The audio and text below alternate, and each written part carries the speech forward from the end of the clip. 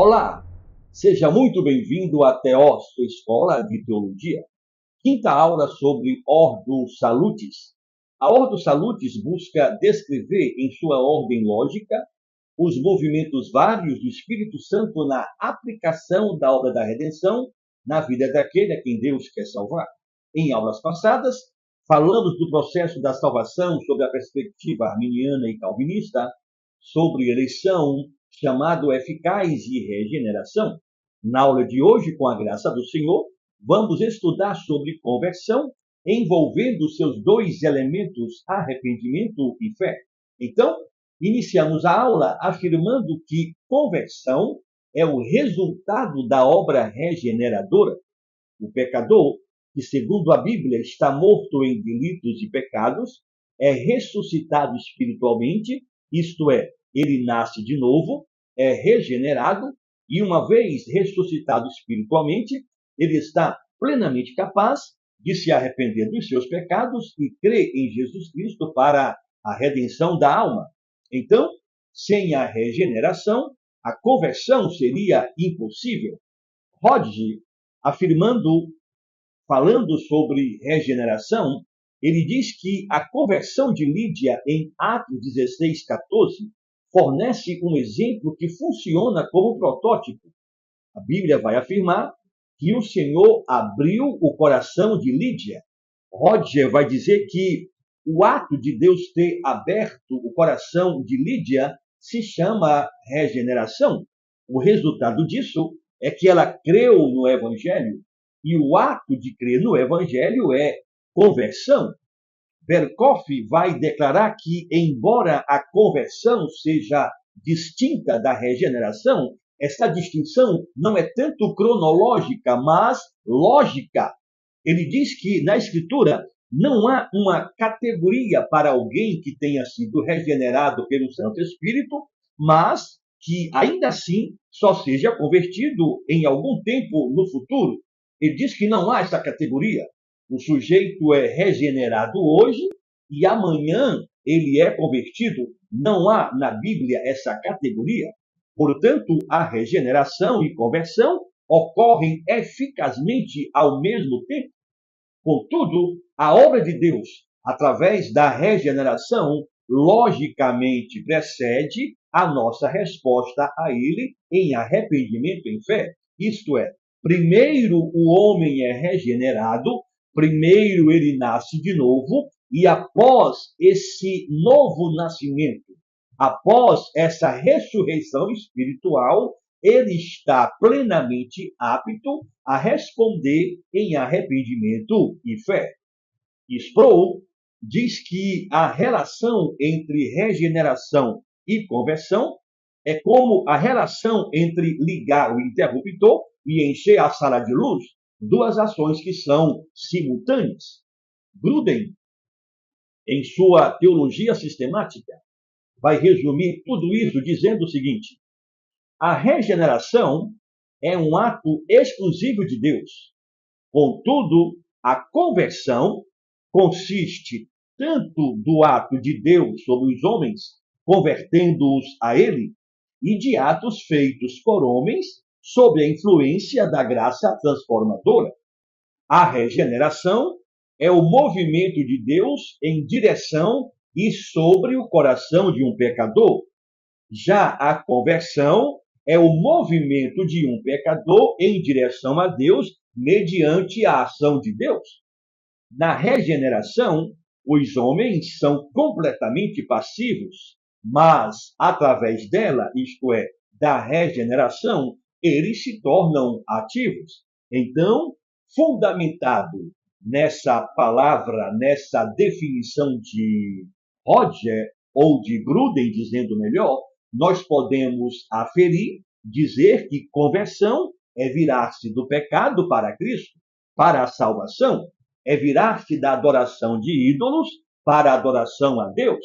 Conversão é sair da autojustificação e correr direto para a justificação de Cristo. É fugir do governo do ego para o governo de Deus. Em sua sistemática, Berkhoff vai definir conversão da seguinte maneira, e é uma definição brilhante, diz Berkoff: a conversão é o que acontece quando Deus desperta aqueles que estão espiritualmente mortos e os capacita a se arrependerem de seus pecados e a terem fé em Cristo.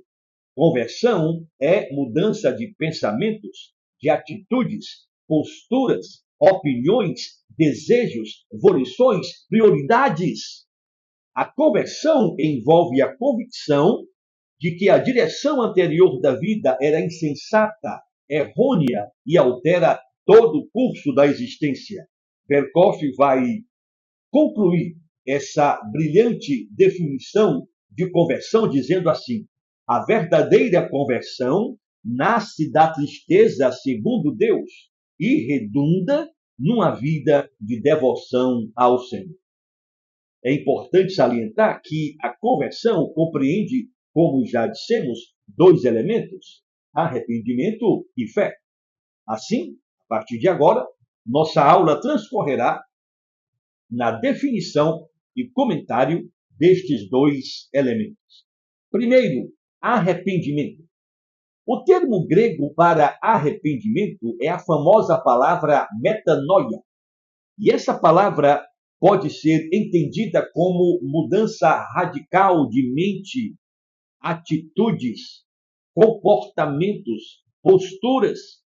Thomas Watson define arrependimento como sendo uma graça do Espírito de Deus, por meio da qual um pecador é humilhado em seu íntimo e transformado radicalmente em seu exterior, a fim de proporcionar uma melhor compreensão do termo arrependimento. Nós vamos apresentar algumas características desse arrependimento bíblico, listado por Thomas Watson. Ele salienta que, se alguma dessas características for deixada de fora, o arrependimento perde o seu poder, deixa de ser verdadeiro. A primeira característica apresentada por Watson é percepção de pecado. Ele diz que todo arrependimento precisa conter essa percepção. E este é um dos fatos importantes a observar no arrependimento do filho pródigo. A Bíblia, em Lucas 15:17, comunica que o filho pródigo caiu em si. Ele se enxergou como pecador e nada mais do que um pecador. John Piper afirma que antes que um homem venha a Cristo, ele deve primeiramente reconhecer e considerar o que é o seu pecado e conhecer a praga do seu coração antes que seja devidamente humilhado por ela. Nós podemos, das palavras de Piper, inferir que onde não há essa percepção do pecado, não pode haver arrependimento. Uma segunda característica apontada por Thomas Watson é tristeza pelo pecado. Arrependimento é uma profunda tristeza, tristeza pelo pecado cometido. E essa tristeza, ela é provocada exclusivamente por uma ação do Espírito Santo no coração do pecador. Essa tristeza, essa vergonha, esse constrangimento provocará uma sincera e completa mudança de mente, uma sincera disposição com relação ao pecado e vai envolver um senso de culpa, um senso de total desamparo, um forte desejo de escapar ou ser salvo do pecado e, consequentemente, abandono voluntário dele. O arrependimento verdadeiro não apenas mexe com as emoções, mexe principalmente com a mente, com a vontade. A mente, a racionalização, leva a pessoa a perceber, a compreender a santidade de Deus. E uma vez compreendendo a santidade de Deus, ela reconhece o seu pecado. Esse conhecimento mexe com as emoções e produz na pessoa um sentimento que a Bíblia vai chamar de tristeza segundo Deus. O texto de 2 aos Coríntios, capítulo 7, versículo 10, vai dizer: porque a tristeza, segundo Deus, produz arrependimento para a salvação. Tristeza, segundo Deus, produz no coração um sentimento de nojo para com o pecado. Isso é arrependimento. A tristeza, segundo Deus, vai possibilitar a pessoa reavaliar conceitos, valores, prioridades. Ambrósio, grande teólogo do século IV, famoso por defender a ortodoxia contra a heresia ariana, ele chama essa tristeza de amargura de alma. Martin Lloyd Jones dizia que essa tristeza precisa estar presente no verdadeiro arrependimento. Se não houver na alma do pecador essa tristeza pelo pecado, essa tristeza, segundo Deus, diz Martin Lloyd Jones, não há arrependimento. Spurgeon assevera que, assim como uma mulher não pode esperar ter um filho sem dores, da mesma maneira, um pecador não pode esperar arrepender-se sem tristeza. Segundo John Owen, essa tristeza implica em duas coisas. Número 1, torna Cristo precioso. Ele vai dizer: quão precioso é o Salvador para uma alma atribulada? Para o pecador atribulado de alma, Cristo é de fato Cristo, e a misericórdia é realmente misericórdia. Calvino, o grande reformador de Genebra, assegurava que, enquanto o coração não estiver repleto de compunção, isto é, compungido, ele não estará pronto para o arrependimento. E aí diz ele: quão bem-vindo é um cirurgião para o homem que sangra por suas feridas. Em segundo lugar, Owen sustentava que a tristeza, segundo Deus, implica em repelir por completo o pecado. Ele diz que o pecado gera tristeza. E essa tristeza deve matar o desejo de pecar de forma quanto mais.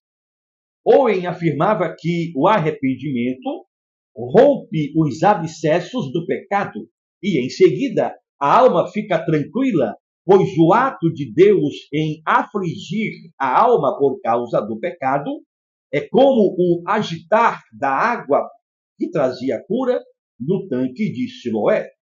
Essa tristeza, Lutero garantia, que não são algumas lágrimas derramadas ocasionalmente que servirão. Diz ele: alguns derramarão lágrimas ao ouvirem um sermão, mas isso é como a chuva de abril, logo acaba, ou como uma veia aberta e fechada novamente. Lutero dizia que a verdadeira tristeza tem de ser habitual. Ele diz: ó cristão, a doença da tua alma é crônica e a recaída frequente, portanto, você tem de tratar-se com remédio continuamente por meio do arrependimento. Essa é a tristeza segundo Deus. A terceira característica do arrependimento apontada por Thomas Watson é confissão de pecado. Spurgeon dizia que a tristeza segundo Deus é um sentimento tão forte que terá expressões, e as suas expressões são lágrimas nos olhos e confissão nos lábios. Gregório de Nazianzo, um dos pais capadócios, conhecido como o teólogo, ele chamou a confissão de pecado de um bálsamo para a alma ferida. Dietrich Bonhoeffer, o grande teólogo alemão, disse que essa confissão de pecado é autoacusadora, porque nela o pecador tem que afirmar: eu é que pequei. No entanto, homens ímpios como Saul, Judas, confessaram seus pecados. Todavia, o resultado de suas confissões provou que elas não eram verdadeiras. Para que a confissão de pecado seja correta, Jonathan Edwards aponta 4 qualificações. Primeira, espontaneidade. Ele diz que a confissão tem de surgir como a água que brota do manancial, livremente. A confissão, diz ele, não pode ser obtida à força, como a confissão de um homem sob tortura ou pressionado pelo temor da morte. Não. Segundo, ele diz que essa confissão tem que estar presente a contrição. O coração precisa ressentir profundamente o pecado. A confissão verdadeira deixa impressões que afligem o coração. Ao confessar seus pecados, a alma de Davi sentiu-se totalmente sobrecarregada. Quando lemos o Salmo 38, verso 4, Davi expressamente vai dizer: já se elevam acima de minha cabeça as minhas iniquidades, como fardos pesados excedem as minhas forças. Número 3, sinceridade.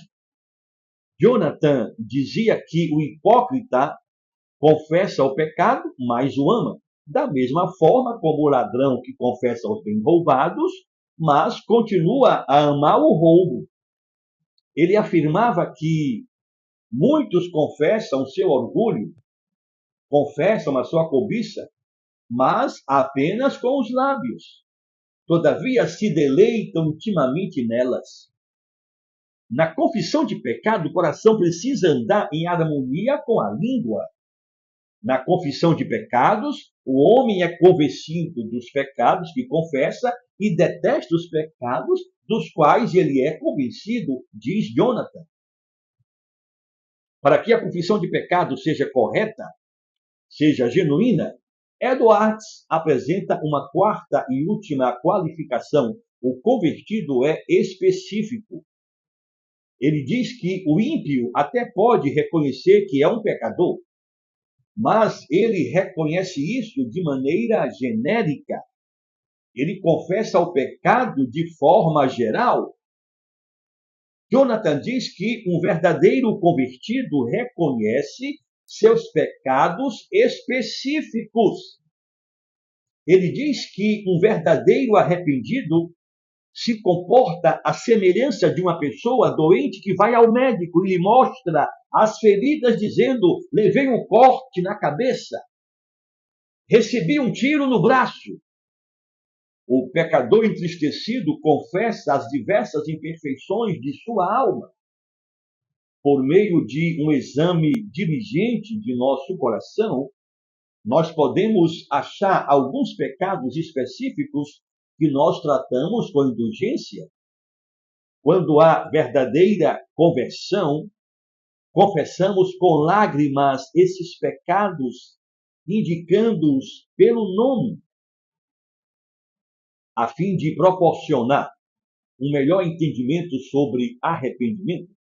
Nós estamos expondo algumas características apresentadas por Thomas Watson, ressaltando que se alguma dessas características for deixada de fora, esse arrependimento perderá o seu poder, deixará de ser verdadeiro. A primeira é a percepção do pecado. A segunda, a tristeza pelo pecado. A terceira, confissão espontânea, contrita, sincera e específica. A quarta característica apontada por Thomas Watson para validar o arrependimento é vergonha pelo pecado. Watson diz que quando o coração se enegrece por causa do pecado, a graça divina faz o rosto envergonhar-se com rubor. O filho pródigo arrependido ficou tão envergonhado de seus excessos, tão constrangido pela vida dissoluta que vivia, que se julgava indigno de ser outra vez chamado de filho. O arrependimento causa um acanhamento santo. Watson afirma que se Cristo não estivesse no coração do pecador não haveria tanta vergonha se expressando em seu rosto. Ele diz que há vergonha porque o pecado mostra o que realmente somos. Existe vergonha porque o pecado nos rouba as vestes de santidade e nos deixa nus diante de Deus, destituídos de pureza e deformados aos olhos do Senhor. A quinta característica do arrependimento apontada por Watson é ódio pelo pecado.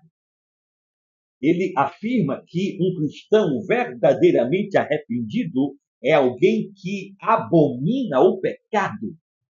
Ele detesta o pecado, apesar de ser um pecador por natureza. Ora, se uma pessoa detesta aquilo que faz mal ao seu estômago, ela deve, com muito mais intensidade, detestar aquilo que deixa enferma a sua consciência. Watson é bem enfático ao declarar que não amamos a Cristo enquanto não odiamos verdadeiramente o pecado. Nunca anelamos o céu enquanto não detestamos verdadeiramente o pecado. Roy Bloomberg, falando sobre a parábola do filho pródigo, diz que o filho pródigo levantou-se e foi ter com seu pai. Portanto, diz ele, não há melhor maneira de descobrir vida do que por meio do movimento. Os olhos se movem, o pulso bate, as mãos apalpam, os pés andam.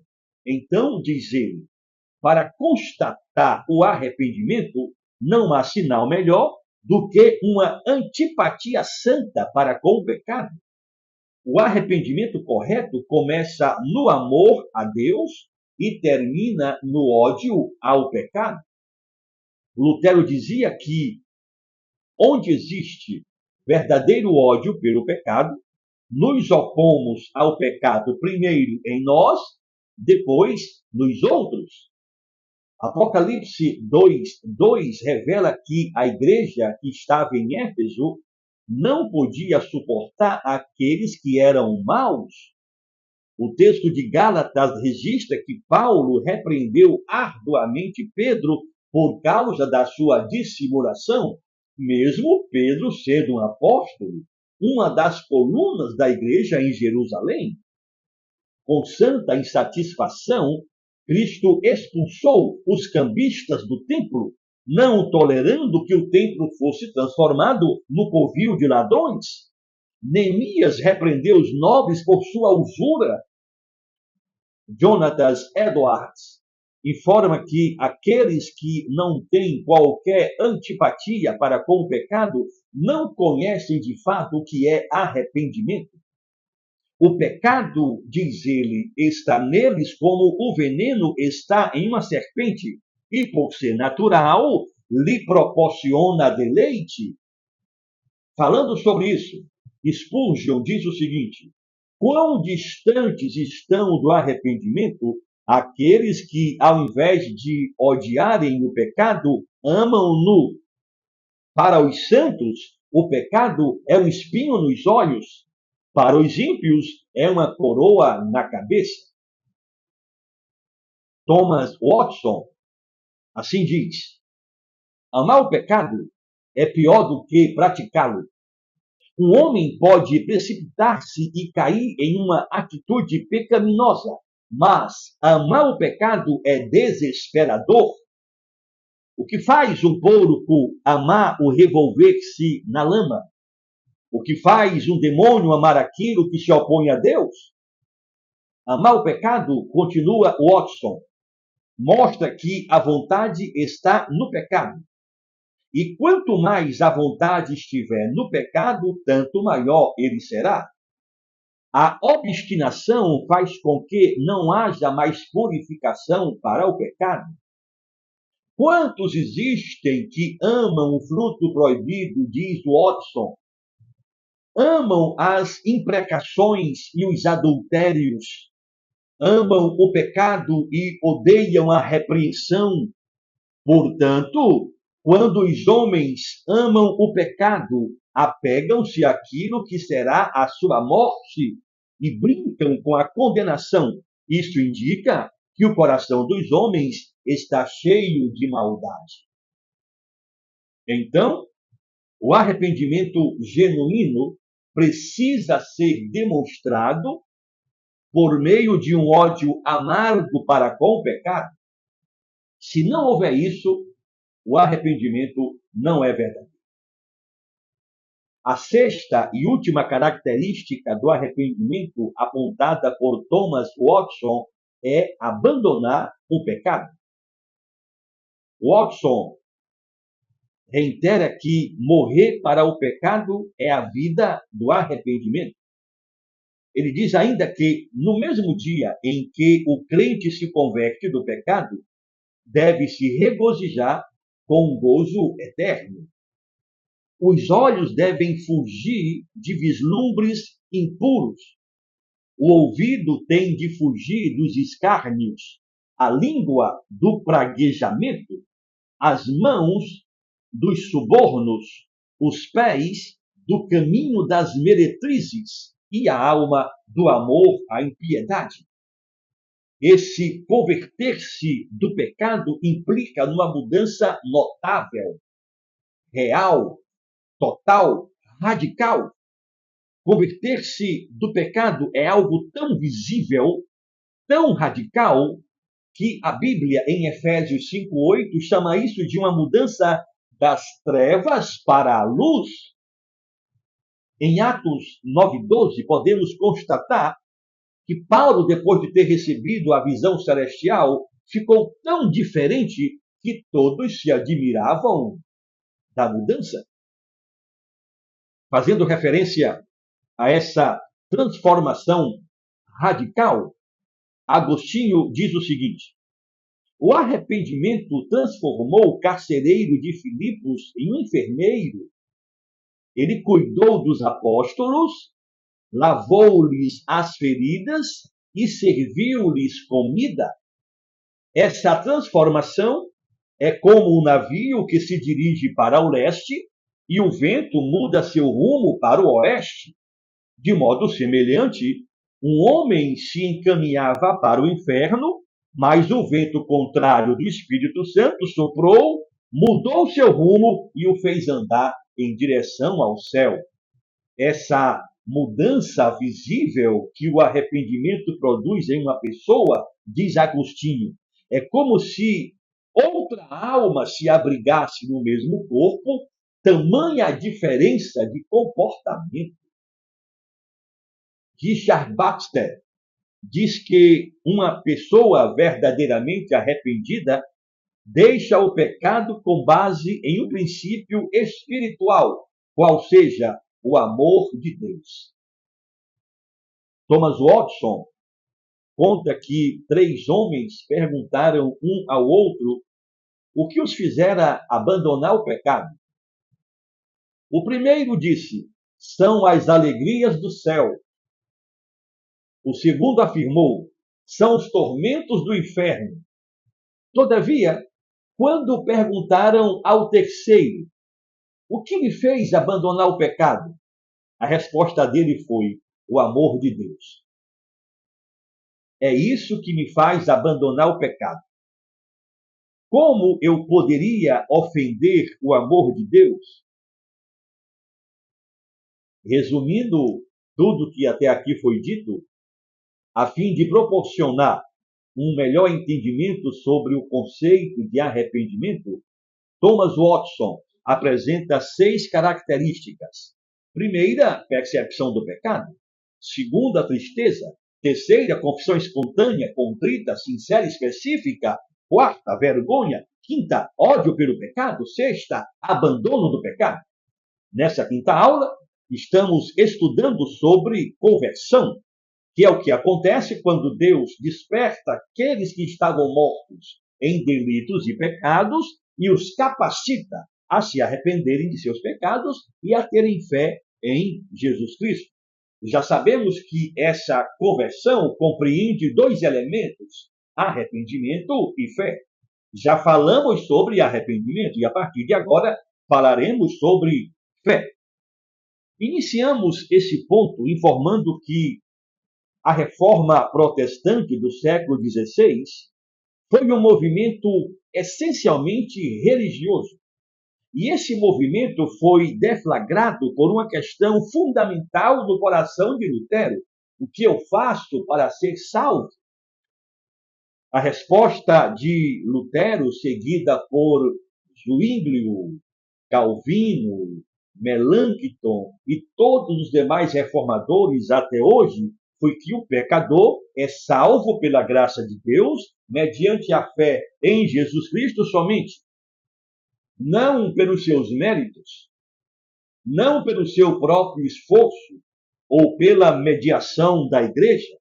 Sproul alega que o homem não regenerado, porque está morto em delitos e pecados, é incapaz de confessar que Jesus Cristo é o Filho de Deus, o unigênito de Deus, e crê em Jesus. Ele diz que é somente através de uma ação sobrenatural do Espírito Santo, fazendo deste homem que está morto em delitos e pecados uma nova criatura, que ele pode responder com fé e arrependimento à mensagem do Evangelho. Então, essa fé não tem origem no próprio homem, ela é dom de Deus. Este foi um ponto essencial na reforma protestante. A história diz que Lutero teve sua vida totalmente transformada quando o Espírito Santo ilumina o seu entendimento e ele consegue compreender a verdade bíblica que afirma que o justo vive pela fé. Em Efésios 2:8, Paulo vai declarar que somos salvos pela graça, e essa graça que recebemos é mediante a fé. Todavia, essa fé não é qualquer fé. Por quê? Porque o que salva não é a intensidade da fé, é o objeto. Essa fé que a Bíblia faz referência não é uma fé como um mero assentimento intelectual. Essa fé é uma fé salvadora. E qual é a definição de fé salvadora? Fé salvadora é uma confiança exclusiva na pessoa e na obra de Jesus Cristo, somente em Jesus Cristo. Essa fé para a salvação é produto de uma ação divina produzida no coração do pecador. Exatamente porque ela é uma ação divina, nenhum homem tem como decidir crer em Deus. Não há nele poder para isso. E além de não há nele poder para isso, não há interesse, ele está morto em delitos e pecados. Efésios 2:1 vai revelar que Deus nos deu vida estando nós mortos em delitos e pecados. Com todas as letras, a Bíblia informa que a iniciativa partiu de Deus. Foi Deus quem realizou a ação de nos ressuscitar espiritualmente. Então, no glorioso processo da salvação, Deus é o agente e o homem não coopera com nada. Ele está morto. É Deus quem faz. É Deus quem age. Portanto, a salvação é pela graça, mediante a fé que temos no sacrifício de Jesus. Todavia, essa fé que me faz crer em Jesus é gerada por Deus através da proclamação do Evangelho, mediante a ação do Espírito Santo. A mensagem do Evangelho é anunciada e Deus utiliza a proclamação dessa mensagem para gerar fé no coração do pecador. A fé vem pelo ouvir, e o ouvir a palavra de Deus. Desta maneira, não sou eu quem decido crer. Não sou eu quem tenho condições de determinar o momento de crer. Cabe a nós, então, Igreja do Senhor, proclamar o Evangelho, e a proclamação do Evangelho será utilizada por Deus para produzir fé salvadora no coração do pecador a quem ele quer salvar. Vale salientar que a fé e a graça não estão em conflito. John Piper assegura que a salvação é por meio da fé, porque é somente na fé que a salvação de Deus é honrada. Desta forma, diz ele, sola gratia é confirmada por sola fide. A fé graciosa aceita de todo o coração a verdade do Evangelho. Em pobreza, a fé graciosa corre para as riquezas de Cristo. Em culpa, a fé graciosa busca o perdão e a santidade de Cristo. Em escravidão, diz Piper, a fé graciosa se apropria da libertação em Cristo. A fé graciosa se apropria de Cristo e de sua justiça, unindo o pecador com o Salvador. A fé graciosa recebe a Cristo com confiança, apegando-se à sua palavra e crendo em suas promessas. A fé veste a alma com a justiça de Cristo, capacitando o crente a viver por Cristo. E aí, Piper, ele conclui essa tremenda declaração afirmando que a fé compromete o crente com tudo que diz respeito a Cristo e sua igreja. Aleluia! Spurgeon vai afirmar que a fé verdadeira não é somente um seguro conhecimento pelo qual tomo como verdade tudo que Deus revelou em sua palavra. A fé verdadeira também é uma firme convicção que o Espírito Santo produz no meu coração pelo Evangelho, em que não somente a outros, mas também a mim, a remissão dos pecados, a justiça divina e a salvação são dados gratuitamente por Deus, simplesmente pela graça, unicamente em atenção aos méritos de Cristo. Aleluia! Quais as implicações de tudo que nós temos ouvido até aqui sobre conversão, arrependimento, fé? Eu quero destacar 3 implicações. Primeiro, temos que manter a palavra como o ponto principal do nosso ministério. Irmão, a proclamação do bendito Evangelho é o meio divinamente determinado de salvação. Não há outra metodologia.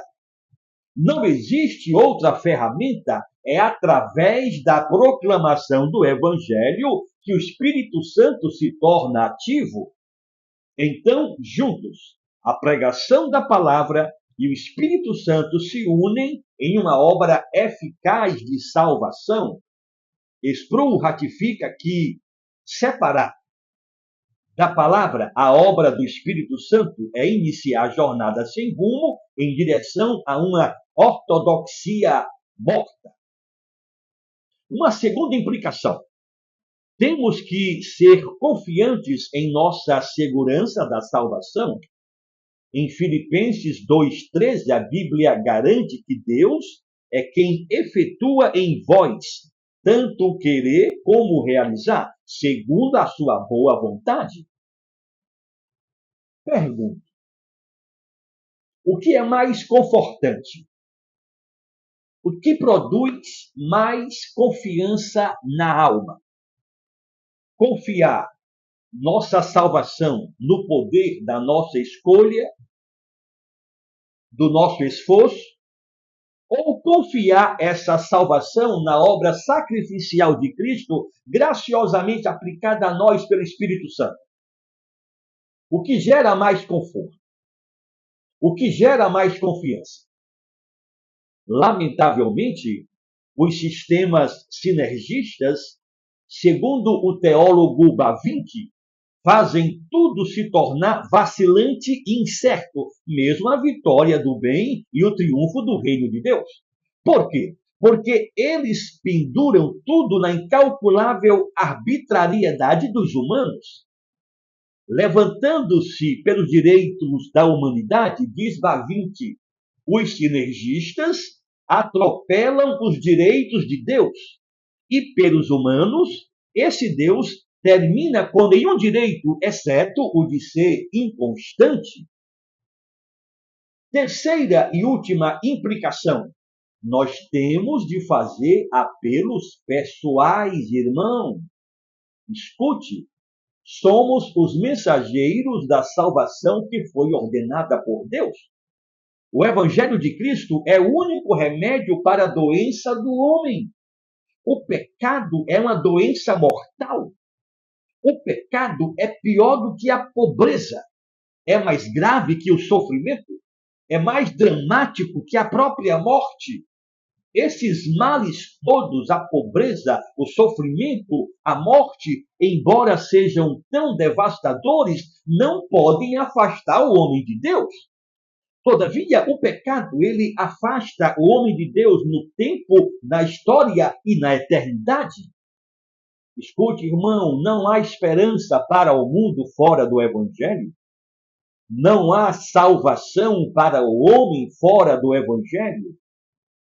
As religiões se multiplicam, todavia, a religião não pode levar o homem a Deus.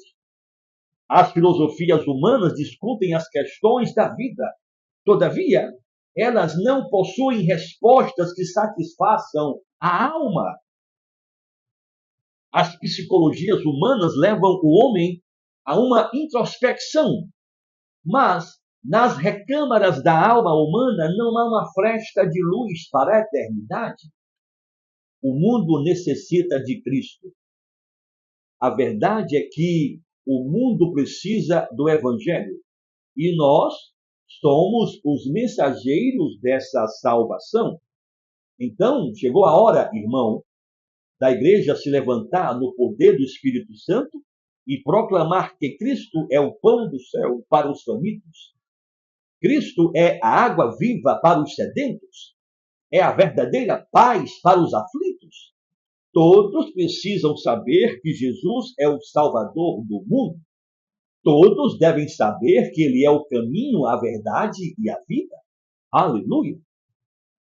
Caminhando para a conclusão dessa quinta aula, dizemos que os homens sempre quiseram ser seus próprios salvadores. O que distingue, preste atenção nisso, o que diferencia o cristianismo bíblico de todas as outras religiões do mundo é que o cristianismo bíblico não é autossotérico. Ele não é autossalvador. No Islã, a redenção não é um dom, é um ato. No budismo, a redenção consiste em mortificar o desejo pela existência e ser sua própria luz. Através de orações, sacrifícios, cerimônias e uma conduta ética correta, o judaísmo, o catolicismo apresentam esquemas meritórios através dos quais nós alcançamos o favor de Deus. O cristianismo bíblico não reconhece esses esquemas. Por quê? Porque, segundo a Bíblia, a salvação é graça.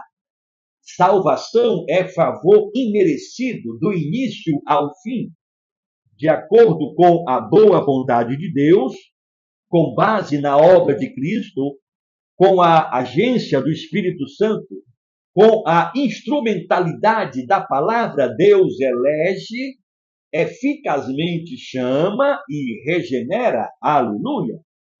Uma vez regenerado, somos ordenados a nos arrepender e a crer, mas isso é tudo em vão se Deus não operar primeiro em nós, ressuscitando-nos espiritualmente. Essa é a razão da fé ser chamada em Efésios 2:8 de um dom de Deus. O sistema sinergista diz que Deus ajuda aquele que se ajuda.